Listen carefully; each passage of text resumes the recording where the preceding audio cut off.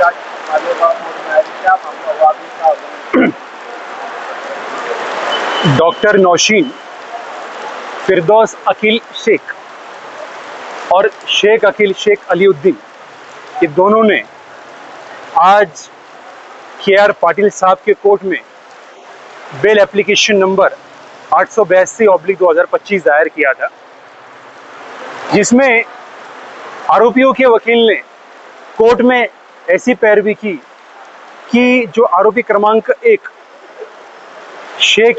मोहम्मद इलियास जो है, उन्होंने अपने PCR के दरमियान में डॉक्टर नौशीन, उनके शौहर और उनके देवर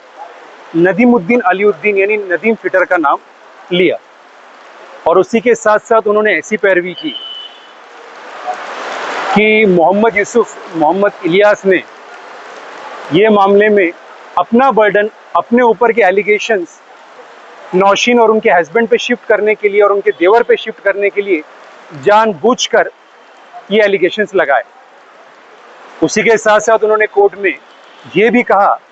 कि ये FIR दायर होने में कम से कम 8 महीने का डिले नज़र आता है। इतने अरसे तक FIR दाखिल न होने का रीज़न क्या, और जो पीड़िता है और जो डॉक्टर नौशीन है उनका दूर दूर तक कोई रिलेशन नहीं है। उसी के साथ साथ 3 केस लॉज भी उन्होंने कोर्ट में पेश किए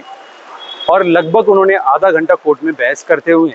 आरोपी क्रमांक 2 और 3 की पैरवी की। हमने पीड़िता यानी प्रोसिक्यूट्रिक्स की जानिब से आर्ग्यू करते वक्त कोर्ट में ये कहा कि सबसे पहले ये देखना ज़रूरी है कि वेदर प्रोसिक्यूट्रिक्स वाज अ प्रोमिस्क्यूटी और नॉट, पीड़िता किसमें रजामंदी थी या नहीं। उसी के साथ साथ हमने कोर्ट को बताया, अगर आप आरोपियों के वकील साहब का अगर बेल एप्लीकेशन देखेंगे तो बेल एप्लीकेशन का पॉइंट नंबर 3 ये बताता है कि मोहम्मद इलियास को जब अटक हुई तो अटक होने के बाद में उन्होंने इनके नाम का जिक्र किया और इस बुनियाद पर ही तीनों को आरोपी बनाया गया। हमने कोर्ट को बताया कि वकील साहब को गलत और अधूरी मालूमात मिलने की वजह से वो सारी सही स्टोरी कोर्ट के सामने नहीं ला सके। हकीकत में बात यह है कि जो सप्लीमेंट्री स्टेटमेंट जो था उसके अंदर पीड़िता ने खुद ये तीनों का नाम लिया है, डॉक्टर नौशीन, उनके शौहर और उनके देवर का। उसी के साथ साथ जो MIM के एक्स कॉरपोरेटर हैं उन्होंने भी तीनों का नाम लिया है, और उसके अलावा जो आरोपी क्रमांक 3 और 4 यानी शेख अकील और नदीम फिटर के जो भाई है सलीमुद्दीन अलीउद्दीन ने 13/7/2024 के दिन मोहम्मद खान पीर खान के साथ एक रेंट एग्रीमेंट किया था, और वो रेंट एग्रीमेंट उसी प्रॉपर्टी के रिगार्डिंग है जहां पर ये वाकया पेश आया। हमने कोर्ट को ये भी बताया कि यूसुफ इलियास को अटक 30 तारीख को रात में 11:56 पे हुई। उनको दूसरे दिन कोर्ट में प्रोड्यूस किया गया और कोर्ट ने उनको 3 दिन का PCR दिया, यानी 2 तारीख तक उनको PCR दिया। और हमने ये भी बताया कि मोहम्मद यूसुफ के कहने पर ही आरोपी नहीं बने, और उस वजह से 2 तारीख को जब स्टेटमेंट दिया गया पीड़िता की जानिब से और एक्स कारपोरेटर की जानिब से, तो 2 तारीख को शाम में 6:31 पर जो डॉक्टर नौशीन, उनके शौहर को अटक किया गया और आरोपी क्रमांक 4 यानी नदीम फिटर को भी उसमें आरोपी बनाया गया। 3 तारीख को डॉक्टर नौशीन को 5 दिन के PCR रिपोर्ट के साथ में कोर्ट में पेश किया गया, और उसी दिन मोहम्मद इलियास का जो है वो MCR रिपोर्ट पेश किया गया। 8 तारीख तक उनको PC में रखा, उसके बाद में बेल एप्लीकेशन दायर किया। हमने कोर्ट में बताया कि सलीमुद्दीन अलीउद्दीन ने भी इनके खिलाफ में स्टेटमेंट दिया है, और उन्होंने अपने स्टेटमेंट में ये क्लियरली कहा है कि जिस रोज़ ये वाकया पेश आया यानी 25 जनवरी 2025 को दोपहर में 3 बजे से लेकर तो 4 बजे तक, और फरवरी के दिन 3 बजे से लेकर 4 बजे तक ये जो वाकया पेश आया, उस वक्त डॉक्टर नौशीन इनसे घर की चाबी लेकर गई थी, और उस बारे में उनको कोई भी इल्म नहीं था, और उसका इल्म जो है उनको ये वाकया ये FIR दाखिल होने के बाद में हुआ। हमने फिर कोर्ट से ये भी कहा कि 164 का स्टेटमेंट जब कोर्ट पढ़ेगा तो कोर्ट को सारी चीज़ें क्लियर हो जाएगी, और जो 3 केस लॉ आरोपियों के वकील ने दाखिल किए थे,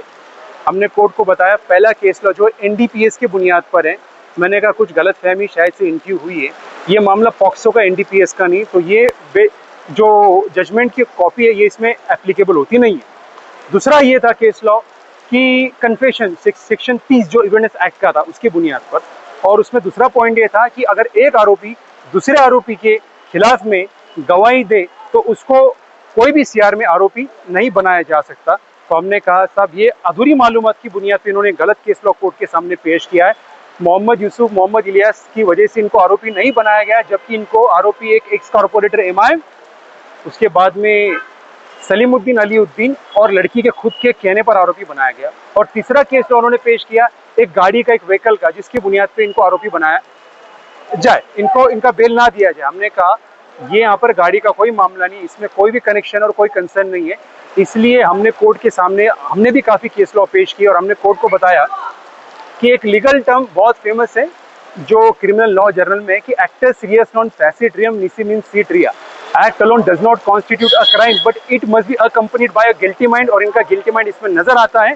और जो आरोपी के वकील ने कहा था कि ये पीड़िता का और ये आरोपी 2, 3 और 4 का कोई कनेक्शन नहीं, तो हमने कोर्ट को कहा पुलिसों के से रिपोर्ट में आप देखिए उसमें बाकायदा ये लिखा हुआ है कि जो पीड़िता है वो आरोपी क्रमांक 2 के यहाँ पर काम करती थी, और ये इसी वजह से सेक्शन जो है 16 पॉक्सो एक्ट का और 308 जो है वो बीएनएस का ऐड किया गया, और ये ऐड करने की पीछे की वजह वही है। और सेक्शन 29 जो है वो पॉक्सो एक्ट का, जिसमें presumption as to certain offences है, उसका प्रिजम्पशन है, उसको रिबट करना जरूरी है। और पॉक्सो मामले के अंदर